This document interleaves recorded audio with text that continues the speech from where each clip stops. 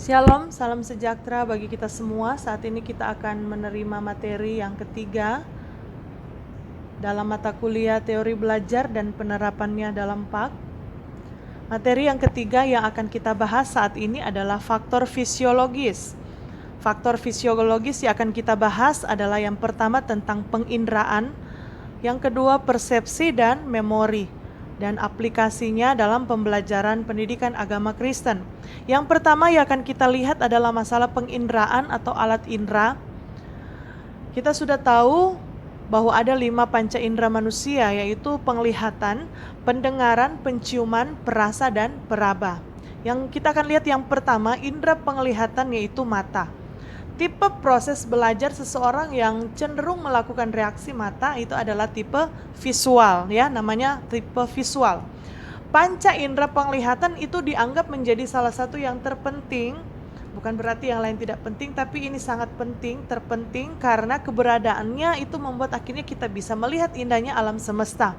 Panca indera penglihatan berfungsi saat cahaya diproses oleh mata dan ditafsirkan oleh otak. Berkenaan dengan fungsinya yang sangat terpenting ini, kalau kita lihat dalam kasus yang ditulis oleh kitab Injil Lukas pasal 18 ayat 35 sampai 43, dituliskan di sana tentang mujizat penyembuhan terhadap seorang buta dekat Yeriho. Yesus melakukan mujizat ini didasarkan pada keperluan mendasar orang buta tersebut, yaitu supaya ia ingin melihat. Karena indera penglihatan ini merupakan kebutuhan mendasar dari orang buta tersebut, dan Tuhan Yesus memenuhi kebutuhan tersebut. Karena dari indera penglihatan ini akhirnya kita bisa belajar dengan baik, kita bisa menyaksikan seperti sekarang, kita bisa melihat LCD, kita bisa melihat PowerPoint, kita bisa melihat dosen kita, pengajar kita melalui indera penglihatan. Yang selanjutnya adalah indera pendengaran, yaitu telinga. Indera pendengaran ini termasuk kalau dalam proses belajar itu dengan istilah tipe audio. Kalau tadi visual, mata melihat, kalau sekarang pendengaran itu tipe audio. Bagaimana mekanisme kerja fungsi dari indera ini adalah pertama-tama suara masuk ke dalam telinga bagian luar dan diteruskan ke saluran pendengaran eksternal, ya. Setelah itu gelombang suara akan mencapai membran yang namanya tipani atau gendang telinga. Jaringan tipis ini, yang jaringan atau membran tipani ini akan bergetar ketika gelombang suara telah menghantamnya, ya. Getaran ini mencapai ke telinga bagian tengah. Di sini ketika tulang kecil yang namanya malleus, incus, dan stapes ikut bergetar. Ketiga tulang ini pun memiliki peran masing-masing untuk mengantarkan gelombang suara ke otak. Dan kalau kita tahu bahwa bunyi sebagai lambang itulah yang dinamakan dengan bahasa. Ya, bunyi sebagai lambang itulah yang dinamakan dengan bahasa. Dengan indera pendengaran ini kita dapat mendengar pengajaran, bukan? Kita dapat mendengar materi yang disampaikan oleh guru di sekolah, kita dapat mendengar firman Tuhan sehingga kita dapat melakukan firman. Dan akhirnya ketika seseorang mendengar firman Tuhan melalui indera pendengaran, itu telinganya, dia akan melakukannya dan dia akan berbahagia, dan yang pasti dia akan memiliki kerajaan sorga. Karena seperti yang Yesus katakan di dalam Lukas 11 ayat 28 bahwa tetapi ia berkata, yang berbahagia ialah mereka yang mendengarkan firman Allah dan yang memeliharanya. Yang ketiga kita akan lihat adalah indera penciuman atau hidung. Indera penciuman ini juga termasuk proses belajar dengan yang namanya tipe olfaktori. Tipe olfaktori ini adalah kita belajar melalui penciuman, bau gitu ya. Menurut para peneliti, saudara, indera penciuman manusia itu luar biasa karena dapat mengenali lebih dari 1 triliun aroma. Hebat bukan? Dengan indera penciuman manusia kita bisa mengenali berbagai macam, bahkan 1 triliun aroma. Ujung saraf pada celah penciuman inilah yang akan mengirimkan bau ke otak kita, ya. Jadi betapa kita bersyukur karena Tuhan Yesus mengaruniakan kita indera penciuman yang dapat mengenali berbagai macam bau, berbagai macam aroma, sehingga kita bisa belajar dari penciuman ini, ya. Yang selanjutnya indera perasa atau lidah. Penginderaan ini termasuk ke dalam proses belajar yang dinamakan dengan tipe gustatif. Berkat indera pengecap, kita bisa merasakan asam, manis, asin, pahit, gurih, ya. Kalau manis kita bisa rasakan di ujung bagian lidah, bagian ujung, asin di bagian kiri atau kanan dari lidah. Kalau pahit itu terletak di bagian belakang, kalau asam itu di bagian kiri dan kanan lidah.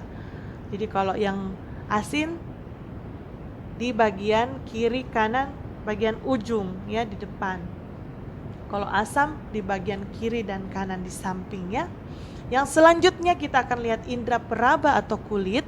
Indera peraba merupakan sarana proses belajar dengan tipe taktil. Panca indera yang satu ini berperan agar manusia bisa menyadari adanya sentuhan, adanya tekanan, panasnya suhu di sekitar, getaran, hingga rasa sakit. Salah satu fungsi terpenting dari panca indera sentuhan ini adalah untuk menyampaikan rasa belas kasih terhadap manusia lainnya, ya. Contohnya, misalnya anak yang baru lahir akan merasa aman, akan merasa nyaman ketika dia dibelai, ketika dia merasakan sentuhan dari kedua orang tuanya, ya. Jadi panca indera ini luar biasa diberikan oleh Tuhan supaya kita bisa merasakan belas kasih sayang dari orang tua kita, dari orang-orang yang mengasihi kita melalui indera ini, ya. Jadi dalam hal ini kita melihat aplikasinya, kita akan langsung melihat aplikasi dalam pembelajaran agama Kristen. Dari penjelasan penginderaan itu kita patut kagum, kita harus bersyukur, kagum terhadap karya Tuhan yang telah menciptakan kemampuan indera yang luar biasa dan berfungsi dengan baik, ya. Kalau saat ini seluruh mahasiswa, kita semua punya indera yang baik, punya indera yang lengkap, ada kelima-limanya dengan baik, dengan lengkap. Kita harus bersyukur, kita harus kagum terhadap karya Tuhan yang luar biasa. Dan kita juga harus kagum karena semua indera yang diberikan oleh Tuhan itu bisa berfungsi dengan baik. Tapi saya kira kita harus pahami bahwa kalaupun seseorang misalnya dia ada masalah dengan indera penglihatan, saya kira seperti kasus yang kita boleh lihat tadi dalam kitab Injil, Allah sendiri, Tuhan Yesus menjawab atau memberikan solusi untuk memberikan kesembuhan kepada orang tersebut sehingga dia tidak buta lagi, dia akhirnya bisa melihat. Kemudian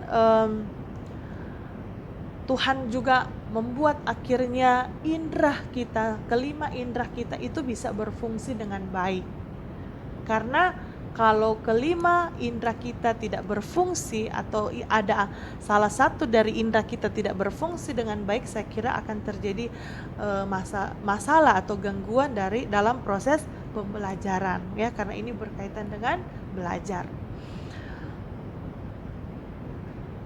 Ada yang namanya Montessori. Menurut Montessori, panca indera adalah pintu gerbang masuknya ilmu pengetahuan. Ya, semua sebelum masuk ke otak itu harus melalui yang namanya panca indera. Ya, oleh karena itu Montessori berkata bahwa panca indera adalah pintu gerbang masuknya ilmu pengetahuan. Oleh karena itu merupakan pintu gerbang masuknya ilmu pengetahuan, semua harus melalui indera kita. Indera kita itu harus kita jaga, kita harus rawat, kita harus pelihara dengan sebaik-baiknya. Karena saudara, kehilangan atau penghilangan fungsi indera manusia itu membuat kita akan mengalami kesusahan untuk konsisten, dan indera kita akan mengalami kesulitan untuk berfungsi dengan baik dan benar. Saya memberikan ayat-ayat yang disampaikan oleh Tuhan Yesus bahwa indera kita itu harus berfungsi dengan baik agar supaya kita akhirnya bisa belajar dengan baik, kita bisa mendengar dengan baik, kita bisa melihat dengan baik, kita bisa mendengar firman, kita bisa membaca firman Tuhan dan terus belajar sehingga perilaku kita menjadi berubah. Kita akan menjadi orang-orang yang berkenan kepada Tuhan, yang sesuai dengan apa yang disampaikan oleh firman Allah yang kita pelajari. Di dalam Lukas 10 ayat 23 sampai 24, Yesus berkata begini, "Berbahagialah mata yang melihat apa yang kamu lihat, karena aku berkata kepada kamu, banyak nabi dan raja ingin melihat apa yang kamu lihat, tetapi tidak melihatnya, dan ingin mendengar apa yang kamu dengar, tetapi tidak mendengarnya." Roma 10 ayat 17 menyebutkan begini, iman timbul dari pendengaran dan pendengaran oleh firman Kristus. Jadi saudara, pakai telinga kita untuk mendengar firman Tuhan. Kita punya murid-murid yang memiliki panca indera yang luar biasa. Mereka punya telinga, mereka punya mata. Biarlah indera mereka itu dipakai dengan maksimal untuk belajar firman Tuhan lewat firman yang kita ajarkan. Jadi kita akan mempergunakan semua media agar supaya firman itu akan diterima oleh banyak indera ya, atau semua indera yang ada di dalam diri manusia. Karena yang kita tahu bahwa semakin banyak indera dipakai dalam proses belajar, itu akan semakin masuk ke dalam otak kita. Ya, kalau kita memakai telinga, kita mendengar suara yang mengajar, kemudian kita juga melihat PowerPoint seperti ini, saya kira akan semakin masuk ke dalam memori kita, ke dalam otak kita. Jadi pakai telinga kita untuk mendengar firman Tuhan. Injil harus diberitakan supaya orang-orang bisa mendengar. Ya, dalam hal ini kita sebagai pengajar-pengajar PAK, karena kita tahu bahwa indera pendengaran, indera penglihatan bisa dipakai untuk belajar firman, kita bisa mendorong mereka, kita bisa mengajak mereka untuk bisa terus mendengar firman yang disampaikan oleh hamba-hamba Tuhan, mungkin di ibadah hari Minggu, ibadah raya, pemuritan, program-program pemuritan dan sebagainya. Ada momen-momen penting juga dalam gereja, Natal, Paskah dan sebagainya. Sehingga kita semua bisa mendengar firman Tuhan. Banyak hal yang bisa kita lakukan untuk mendukung pelayanan seperti pelayanan media, YouTube, pelayanan penerjemahan Alkitab ke dalam bahasa lokal, supaya banyak orang dapat mendengar Injil dalam bahasa mereka. Ya, sayang kan ketika Tuhan sudah memberikan kita panca indera yang baik, panca indera yang berfungsi dengan baik, tetapi kita tidak memaksimalkan, kita tidak mempergunakan hal-hal tersebut untuk kita bisa memberitakan firman Tuhan, sehingga orang-orang yang mendengar firman Tuhan itu bisa diselamatkan, terima Yesus sebagai Tuhan dan Juru Selamat dalam kehidupan mereka.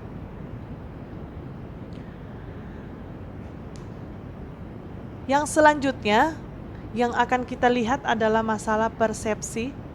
Kalau kita lihat dari gambar ini, dari kedua gambar ini kita bisa lihat di sana ada dua gambar. Pasti kita punya pandangan tafsiran yang berbeda dari kedua gambar tersebut. Kalau saya melihat dari gambar yang sebelah di sini, sebelah kiri saya, ini kita akan lihat bahwa ada dua gambar yang akan muncul, yaitu ada seorang wanita yang cantik, kemudian ada seorang nenek tua. Dari gambar sebelah kiri ini. Kalau dari gambar sebelah kanan ini, saya kira mungkin kalau ada yang bisa melihat salah satu gambarnya, salah satu gambar yang agak tersembunyi di sini, yaitu ada dua orang yang sedang duduk, salah satunya memegang gitar, yang satunya tidak. Tetapi kalau kita melihat secara gambaran besar, kita hanya melihat dua orang, yaitu kakek dan nenek. Jadi bagaimana persepsi kita terhadap gambar ini pasti berbeda antara satu orang dengan yang lainnya. Apa yang mempengaruhi sehingga kita mempunyai persepsi atau pandangan yang berbeda-beda, sehingga ada yang mengatakan yang gambar kiri ini adalah seorang wanita cantik, ada yang mengatakan dia seorang wanita tua. Kemudian yang di sebelah, oh itu adalah dua orang, kakek dan nenek. Tapi ada juga yang berkata bahwa bukan, itu adalah dua orang yang sedang duduk, satu pegang gitar, satu hanya duduk saja gitu ya.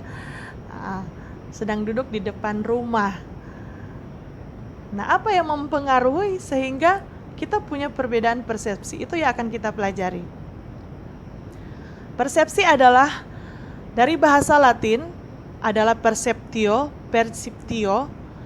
itu adalah tindakan menyusun atau mengenali dan menafsirkan informasi sensori guna memberikan gambaran dan pemahaman tentang lingkungan. Jadi persepsi itu apa?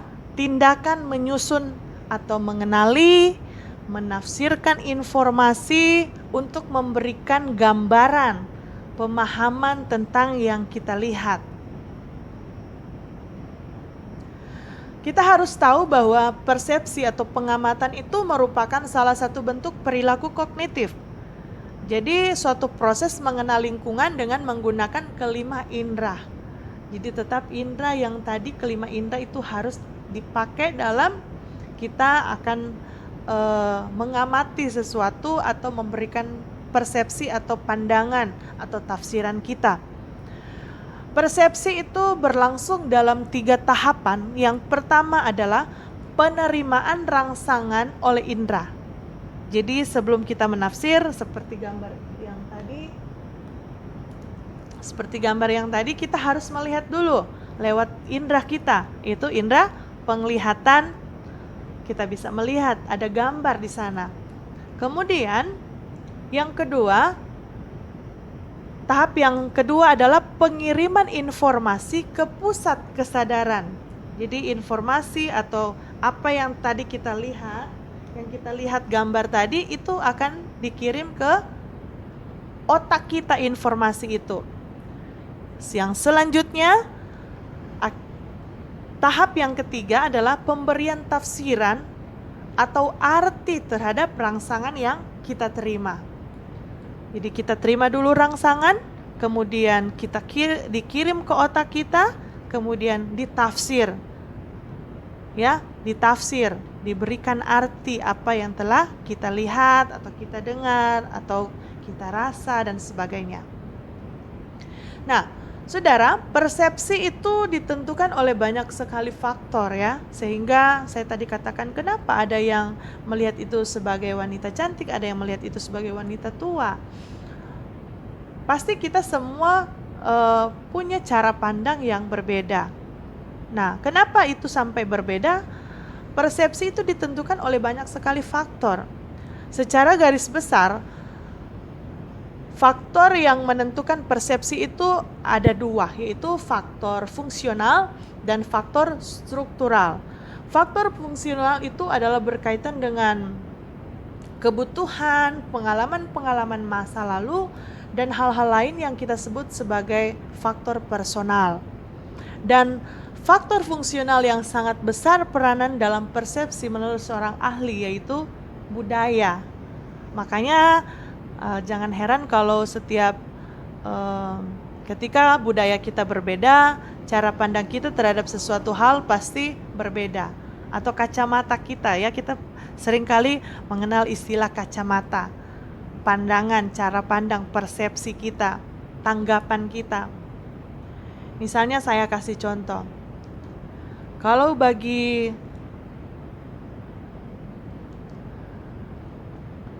orang Indonesia, tidak hormat atau merobek bendera itu merupakan perbuatan yang sangat tercela. Itu pelecehan terhadap negara bagi orang Indonesia, bagi bangsa Indonesia. Tetapi lain dengan bangsa atau negara Australia. Mereka tidak menjadi masalah ketika bendera mereka katanya dirobek atau dikotori apa begitu. Kenapa? Karena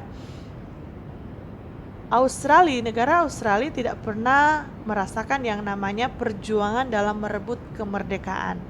Jadi faktor masa lalu, pengalaman masa lalu, faktor budaya ini sangat mempengaruhi persepsi seseorang, ya. Dan itu masuk dalam faktor fungsional.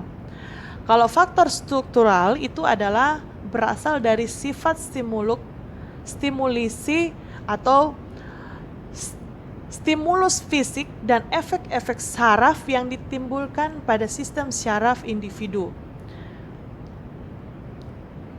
Nah, sekarang apa yang harus kita lakukan supaya persepsi kita benar atau konsisten? Seperti yang gambar yang saya pasang di sini, kita lihat di sana itu ada seekor kucing, tetapi yang dia lihat adalah singa. Ini sebenarnya memberikan gambaran kepada kita bahwa contoh ilustrasi bahwa banyak kali kita melihat diri kita itu tidak baik. Kita melihat diri kita itu tidak mampu. Kita melihat diri kita dengan cara persepsi yang salah. Kita menilai orang lain dengan penilaian yang salah.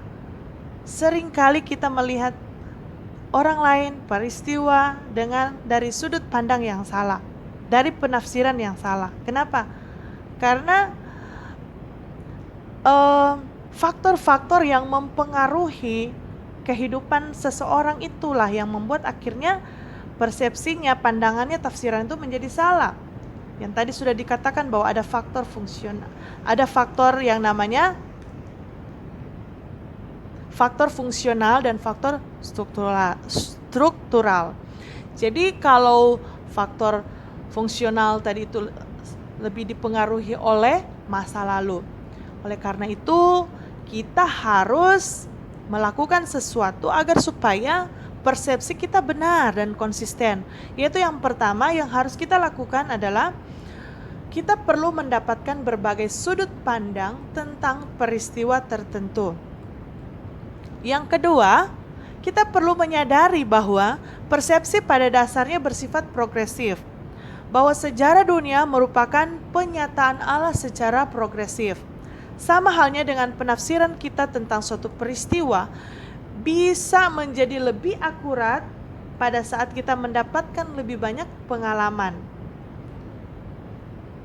Untuk proses belajar, saudara, kita harus berani mengakui dengan kerendahan hati bahwa apa yang kita ketahui saat ini hanya bersifat sebagian atau mungkin salah. Belum tentu apa yang kita pikirkan tentang orang itu benar. Misalnya kita lihat, waktu orang itu wajahnya lagi atau matanya berair, ada air mata, kita langsung katakan, dia punya banyak masalah. Kita langsung menafsir, kita langsung memberikan persepsi, pemahaman bahwa orang itu lagi dalam masalah berat. Padahal tidak seperti itu. Dia menangis oleh karena setelah kita telusuri, setelah kita lihat dari sudut pandangnya, atau kita menyimak, kita tahu, kita belajar dari peristiwa yang terjadi dalam dirinya, ternyata dia menangis itu bukan karena banyak masalah, tetapi karena dia baru dapat hadiah besar, dapat mobil yang dia idam-idamkan misalnya, sehingga membuat dia sangat terharu, saking terharunya dia menangis begitu. Ya banyak kadangkala kita akhirnya terjebak di situasi begitu. Persepsi kita terhadap sesuatu hal salah. Pandangan kita terhadap peristiwa tertentu itu bisa salah, bisa keliru. Penilaian kita terhadap peserta didik kita itu bisa salah. Bahkan kita juga seringkali menilai diri kita sendiri bisa salah. Tuhan berkata bahwa kita ini berharga, tapi seringkali banyak kali dari kita melihat bahwa kita ini tidak ada apa-apa. Kita ini kecil, kita ini tidak punya kemampuan apa-apa. Kita ini tidak berharga. Makanya kita harus perlu mengubah. Kita harus punya persepsi yang benar. Bagaimana? Dengan cara ya kita perlu untuk melihat kebenaran-kebenaran yang Tuhan Yesus sampaikan dalam hal ini menyangkut identitas diri kita. Sehingga persepsi kita akan berubah menjadi benar dan sesuai dengan apa yang disampaikan oleh Tuhan. Yang ketiga, agar supaya persepsi kita benar, yaitu interaksi sosial. Interaksi sosial itu bisa meningkatkan pengetahuan ya. Melalui komunitas kita bisa berinteraksi sehingga kita bisa memiliki sudut pandang yang lebih banyak, sehingga kita akan cenderung memiliki pengetahuan baru.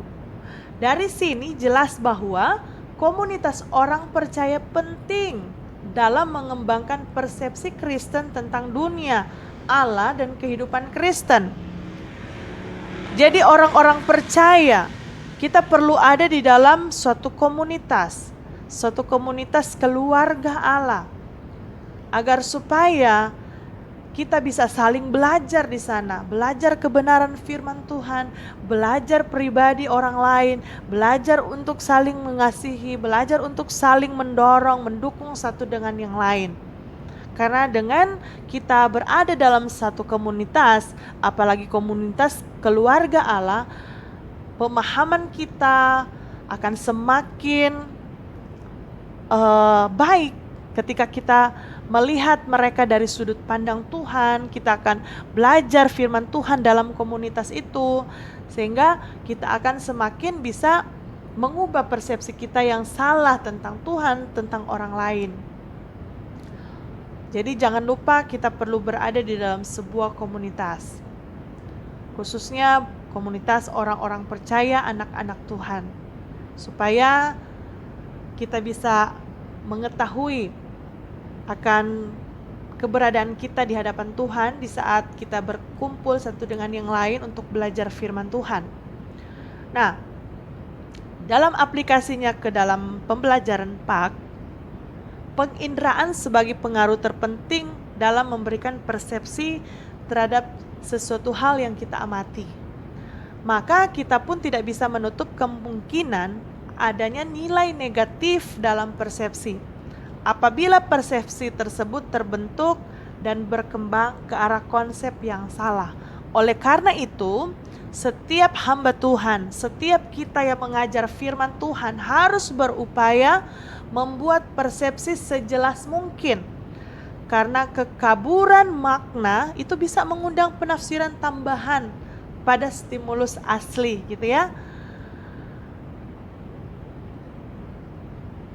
Selain itu, seorang hamba Tuhan harus berusaha untuk tidak menggunakan istilah yang tidak dikenal atau sulit untuk dipahami oleh jemaat, supaya ketika kita menyampaikan firman Tuhan, mereka tidak salah mengerti, tidak salah tafsir seperti itu, ya. Kita harus berupaya memberikan definisi yang jelas, pandangan yang jelas, menafsir Alkitab dengan jelas, supaya mereka tidak salah dalam menerapkannya atau dalam menerima setiap pengajaran firman Allah.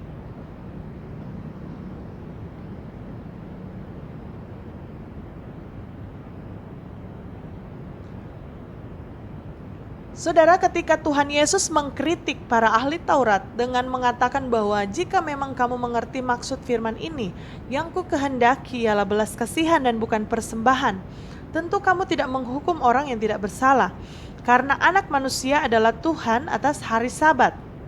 Dalam Matius 12 ayat 7-8. Jadi ini adalah penegasan Tuhan Yesus atas persepsi hari Sabat bagi orang Yahudi. Bagi mereka, bagi persepsi orang Yahudi, hari Sabat itu adalah hari di mana tidak bekerja apapun, hanya beribadah, hanya berdoa kepada Tuhan.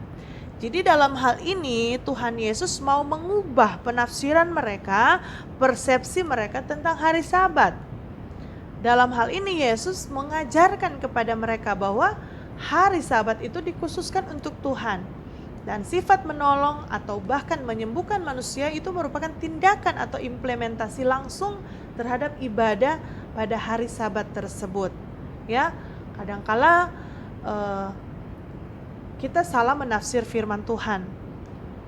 Kita salah memberikan penafsiran sehingga orang lain pun yang menerima hasil penafsiran kita akhirnya punya penafsiran atau punya pandangan yang salah dalam firman Tuhan. Nah, ini bahaya. Kita sebagai seorang pengajar, kita perlu benar-benar belajar firman Tuhan. Kita bisa menafsir firman Tuhan dengan benar, sehingga ketika kita mengajar, kita bisa mengajar dengan benar. Jadi kita bisa menyusun ulang input ke otak secara runtut untuk menghasilkan penyusunan data yang berbeda. Ada yang memberikan istilah kacamata baru ya, demi menghasilkan persepsi yang lebih baik dan lebih tepat sesuai dengan maksud dan perintah firman Tuhan. Tadi saya katakan bahwa faktor-faktor sehingga terbentuklah persepsi yang berbeda dari kita adalah salah satu faktornya adalah faktor fungsional. Faktor fungsional itu faktor yang dipengaruhi oleh masa lalu. Jadi persepsi faktor yang mempengaruhi persepsi dipengaruhi oleh salah satunya adalah masa lalu. Jadi ketika seseorang punya pengalaman masa lalu misalnya yang tidak baik terhadap seseorang, misalnya terhadap seorang hamba Tuhan, misalnya dia punya pengalaman buruk dengan pendeta, saya kira nanti ketika dia melihat seorang pendeta berkhotbah, dia juga akan berpikir hal yang sama, pendeta ini juga sama saja. Misalnya dia pernah ada kasus, pernah ada masalah yang terjadi dengan pendeta karena masalah keuangan. Setelah dia misalnya bertemu dengan pendeta yang berbeda, ketika pendeta yang berbeda itu membahas soal persembahan, persepuluhan misalnya, dia juga akan menganggap bahwa pendeta ini sama saja dengan pendeta yang lalu. Itu karena persepsinya dipengaruhi oleh kondisi masa lalu, pengalaman masa lalu dia. Nah, inilah yang perlu diubahkan ya. Persepsi kita itu harus berubah. Bagaimana supaya berubah? Ya, kita perlu mendapat informasi yang lebih banyak, dan kita perlu mengenal, kita perlu ada interaksi dengan lingkungan, kita perlu ada kehadiran dari hamba-hamba Tuhan, para pengajar PAK yang menyatakan tentang kebenaran firman Allah itu dengan benar. Sehingga ketika firman Allah itu diajarkan dengan benar, itulah yang akan mengubah persepsi yang tidak baik, yang negatif itu menjadi persepsi yang benar sesuai dengan firman Allah. Saat membaca Alkitab, biarkanlah Alkitab berbicara tentang dirinya sendiri. Ya, ini salah satu cara bagaimana seorang pengajar akhirnya bisa memiliki persepsi penafsiran yang baik terhadap tentang firman Tuhan yang akan kita ajarkan. Ya, kita perlu memahami langkah-langkah bagaimana menafsir Alkitab dengan baik supaya dengan benar, supaya ketika kita menafsir Alkitab kita tidak menafsir dengan salah. Jadi yang pertama yang harus kita lakukan adalah biarkan Alkitab itu berbicara tentang dirinya sendiri. Pahami konteks bacaan kita, pembahasan kita, hindari pemaksaan ayat dalam lingkungan pribadi, budaya, denominasi, doktrinal sendiri ya. Hal-hal itu yang akan dapat menghindari kita untuk melakukan kesalahan dalam memahami teks Alkitab. banyak orang, hamba-hamba Tuhan yang mungkin salah menjelaskan oleh karena dia tidak memahami latar belakang atau konteks dari bagian-bagian Alkitab yang dia sedang bahas.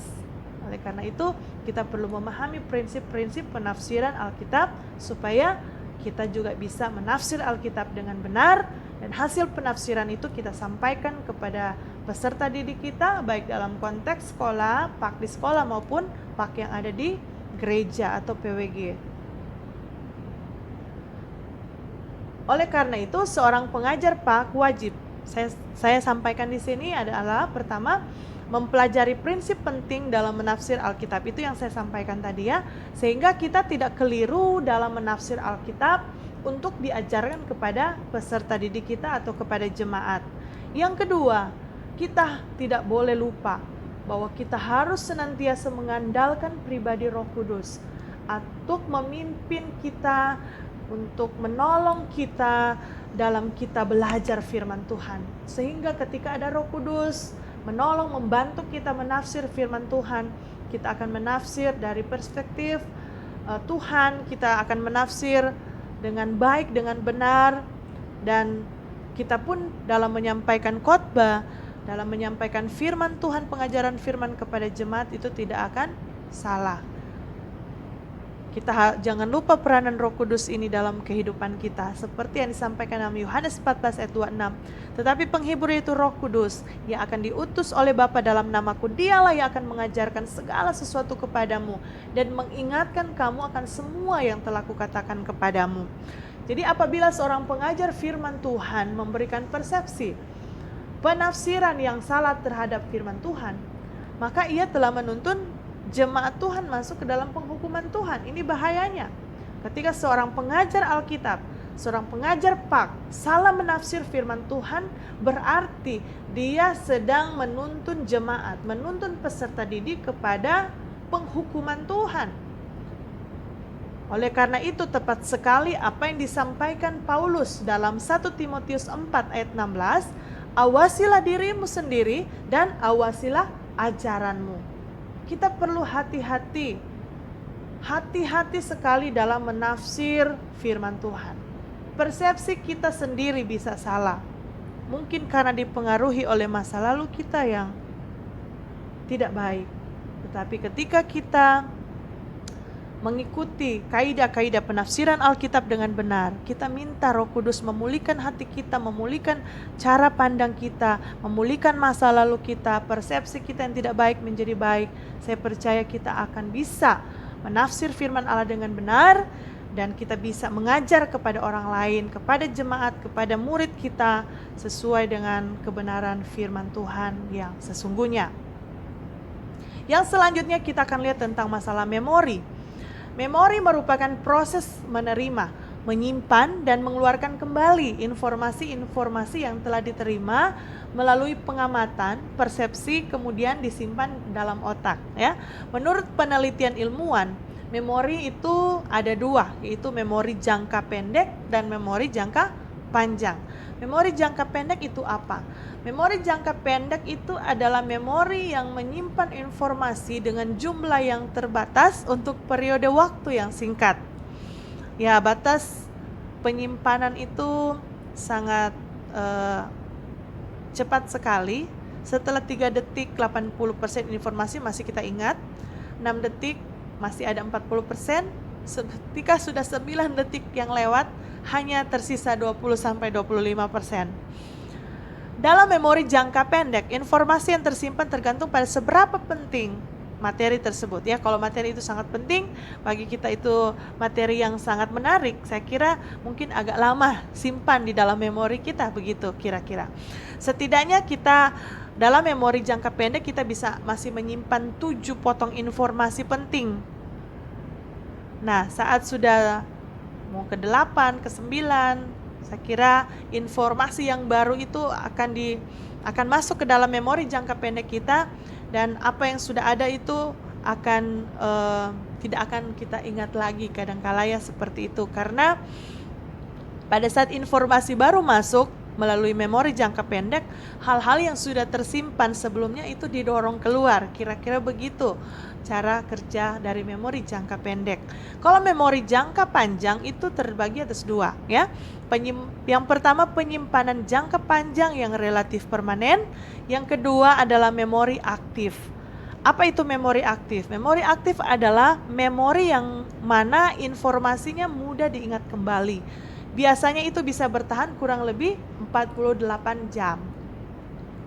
Memori aktif ini berfungsi menolong kita melakukan peninjauan kembali terhadap materi yang sudah dipelajari sebelum ujian. Maka informasi itu masih mudah untuk kita ingat. Jadi ketika kita baru belajar seperti ini, kita bisa menyimak dengan baik. Informasi yang dipelajari saat ini misalnya itu masuk ke dalam memori aktif dan itu masih bisa bertahan kurang lebih 48 jam. Nah, yang selanjutnya kita lihat dalam memori jangka panjang ini bahwa memori jangka panjang ini bersifat tetap dan tidak berubah. Memori jangka panjang itu seperti perpustakaan yang sangat besar dengan miliaran buku pada rak-raknya.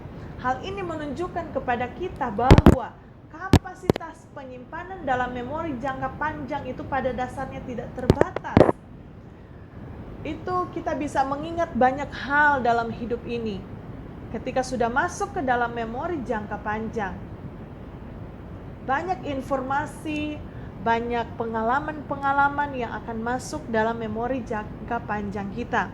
Dan itu sifatnya tetap dan tidak berubah. Saya kira misalnya ada teman SD kita yang sudah bertahun-tahun misalnya kita tidak pernah ketemu, tapi ketika kita mendengar suaranya, kita melihat gerak-geraknya, kita akhirnya bisa ingat kembali, oh ini dia, itu siapa, kita masih bisa ingat karena itu tersimpan jauh dalam memori jangka panjang kita. Nah, apa aplikasi dalam PAK tentang memori ini? Yaitu dalam penerapannya dalam PAK, dalam kita menyampaikan firman Tuhan, baik dalam PAK di sekolah maupun dalam gereja lokal, misalnya menghafal garis besar khotbah dapat membantu pendeta berkonsentrasi pada penyampaian khotbah. Kita harus ingat bahwa setiap informasi yang masuk melalui panca indera itu akan diteruskan ke dalam otak, dan dalam otak itu ada yang namanya memori untuk menyimpan semua informasi, data, pengalaman yang masuk ke dalam otak kita. Dan Tuhan sudah memberikan kemampuan memori kita yang luar biasa yang sudah kita bahas sebelumnya. Ya, kurang lebih menurut penelitian ada 1 petabyte atau 1 juta gigabyte memori yang ada di dalam manusia itu sendiri ketika dia bisa terus merangsang dengan aktif. Otak kita itu akan terus aktif dan reaktif sampai 100 tahun. Jadi bagi kita sebagai pengajar juga, kita pasti akan mampu untuk menghafal garis-garis besar khotbah, membantu kita untuk akhirnya bisa mengingat semua materi-materi atau pengajaran-pengajaran firman yang akan kita sampaikan kepada jemaat, kepada murid kita. Nah, kemudian selanjutnya sesuai dengan pengalaman dan apa yang pernah dipelajari, bahwa kita harus ingat hal ini, bahwa ternyata seorang pengajar pengkhotbah, orang dewasa apalagi anak-anak itu ternyata harus lebih cepat. Ya, sebaiknya dalam pengajaran tidak lebih ternyata dari 30 menit kalau mengikuti penelitian itu, karena penyerapan informasi yang konstan diterima oleh jemaat ketika seorang menyampaikan firman Tuhan itu hanya berkisar 30-45 menit maksimal, bisa sejam. Setelah itu pikiran mereka sudah bercabang. Ya, ini kalau dari kemampuan konsentrasi mereka. Tapi saya percaya bahwa ketika kita menyampaikan firman Tuhan dengan hikmat Tuhan, dengan menarik, dengan kuasa, dengan urapan Tuhan, dengan hikmat yang daripada Roh Kudus. Saya percaya bahwa jemaat, murid-murid kita itu akan tetap antusias dalam menyimak kebenaran firman Tuhan. Tapi lepas daripada itu, kita juga harus punya pertimbangan khusus dalam hal ini tentang kemampuan mereka untuk menerima materi. Ternyata dalam konsentrasi mereka itu tidak lebih dari 30-45 sampai 1 jam. Yang selanjutnya, untuk seorang pengajar Alkitab perlu mengetahui hal ini. Yang pertama juga, sehingga kita tidak perlu memberikan penjelasan yang terlalu panjang tetapi tidak mengena pada tema. Namun menurut penelitian para peserta didik, jemaat sekarang lebih membutuhkan contoh-contoh jelas dan konkret, bukan hanya informasi yang abstrak. Jadi karena kita tahu bahwa konsentrasi mereka hanya sekitar 30-45 sampai 1 jam, kita juga harus memaksimalkan waktu itu dengan tidak menyampaikan penjelasan yang akhirnya lari sini lari sana, begitu kira-kira istilahnya, atau dengan kata lain tidak mengena kepada tema. Kalau orang punya bahasa, naik panjat pohon pisang, turun pohon tomat, gitu ya. Jadi tidak mengena sasaran, terlalu banyak lari sini lari sana, sehingga penjelasannya tidak mengena pada tema. Yang selanjutnya, kita sebagai seorang pengajar perlu memberikan informasi dalam bentuk khotbah pengajaran kita dengan penyampaian bahasa yang sederhana, bahasa yang jelas, tepat, agar jemaat bisa menerapkannya dalam kehidupan sehari-hari. Ya, saya kira hal-hal itu yang perlu kita lihat, sehingga sebagai seorang pengajar kita perlu tahu tentang hal ini, masalah penginderaan, masalah persepsi, masalah memori, karena faktor-faktor inilah yang sangat mempengaruhi hasil belajar dari jemaat kita atau dari murid-murid yang kita ajar. Puji Tuhan, Tuhan Yesus memberkati.